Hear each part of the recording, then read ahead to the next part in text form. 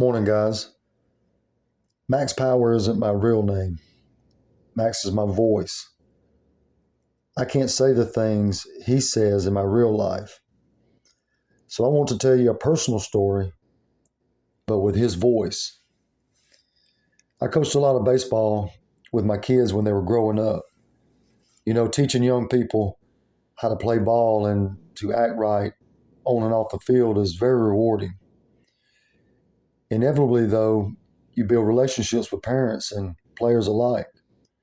Even after they move on, you find yourself watching the progress and taking a little credit for the success. There are still people who call me coach when they see me now. That being said, when something tragic happens to one of your players, it really hits home. A kid that I coached for a couple of years and who had become friends with my son was found dead with a gunshot to his head a few days ago. He was 12 years old. Accident or not, it's a tragedy to lose such a young man. But it's the situation that surrounds it that has me most furious. He was babysitting his 8-year-old brother while his mom was at the tattoo shop. Divorced from the father, she had just moved them into their fourth or fifth house in the last few years. It was her gun that she obviously had for protection.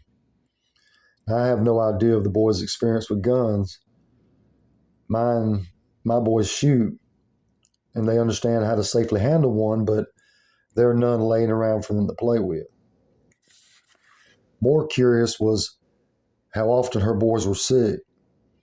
She constantly posted on social media about this one's sick, now that one's sick, we're all sick, I'm at the ER, I'm at the 24-hour clinic. Poor kids. I guess me being mgtow and her being batshit crazy, I've been suspicious for years. I can't imagine the pain of losing a child, but to possibly be the cause of it would end me. It's so hard to measure the effects our actions have on those around us. But this case and many others like it call for real change in custody laws. We must start taking the mother's mental health a lot more seriously before arbitrarily giving them control over other people's lives. When I went to court for custody of my boys, I was ready to go 12 rounds with Mike Tyson. There was no way I was going to let some crazy bitch raise my kids. It should be illegal for single women to raise boys. But this is just my opinion. You can argue my opinion, but you can't deny my experience. I hope you enjoyed it. We'll talk to you soon.